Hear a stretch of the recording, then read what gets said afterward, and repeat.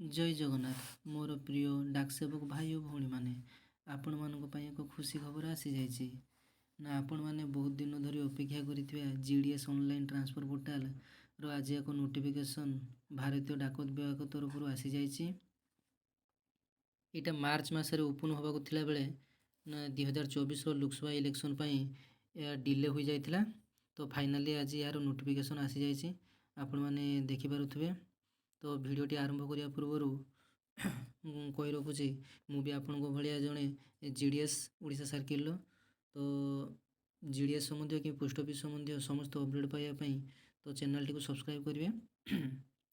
तो आसतु जाना ना vacancy updation by division by units already यहाँ 7 मे रु 15 तारीख मध्य वैकेंसी अपडेशनटा आपणकर आईपी कि एएसपी द्वारा सरी जाइए।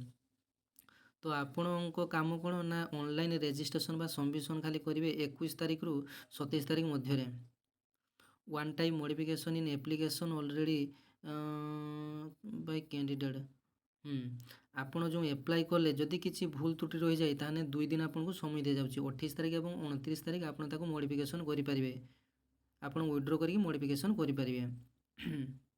तापर verification of online application by division द्वारा भेरिफिकेशन हम जे यार किसी डिस्क्रिपेंसी अच्छी या ना किसी केस अच्छी एटसेट्रा एमती किसी केस अच्छी कि 30 रु 3 जून पर्यंत भेरिफिकेशन हम तापर डिवीजन एटा एप्रूव करिवो।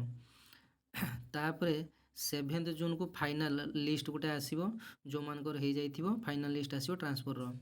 तापर 22 जून सुधा आप जो माने ट्रांसफर लिस्ट रे ना थिबो 22 तारीख सुधा आपण माने रिलीव हेबे। हाँ मोर भाई और भौणी मैंने आ गोटे विशेष सूचना आपण मानकु जदि आपण चाकरी गोटे वर्ष हुई सारी ऑलरेडी गोटे वर्ष हो जाए ताहने आपण माने एप्लाई करेंगे। आपणकर मोबाइल नंबर आउ email ID registration division office रे आपण आईपी किंबा एएसपी जे आपणकर हेड तांकु गोटे एप्लिकेशन लिखि जे सब्जेक्ट रे लिखिबे updation my mobile number for the rule 3 online engagement portal एमती लेखि इन्स्पेक्टर को थ्रू रे डिवीजन ऑफिस की पठेबे। यहीटा आपन को प्रथम करने पड़ो आपण को मोबाइल नंबर और ईमेल आईडी को आपणकर हेड मध्यम इन्स्पेक्टर कि एएसपी मध्यम आपण मैंने डिवीजन को जन मोबाइल नंबरटा अपडेशन करेंगे। मोबाइल नंबर अपडेशन हो सारापर ये सब नेक्स्ट प्रोसेस हम आमती एप्लाई करेंगे अन्य एक वीडियो मुझे जनईदेवी। धन्यवाद।